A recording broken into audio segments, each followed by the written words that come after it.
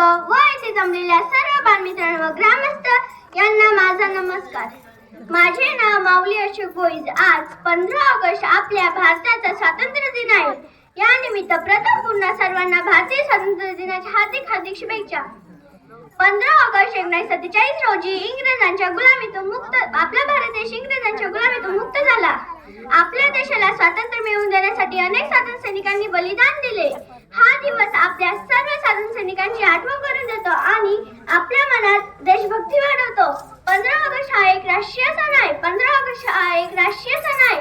या दिवशी दरवर्षी आपल्या देशाचे पंतप्रधान झेंडा फडकवतात आणि क्रांतिकारांच्या तोंडावर हे गीत होते, वंदे मातरम वंदे मातरम सुजलाम सुफलाम सस्य श्यामलाम मातरम वंदे मातरम.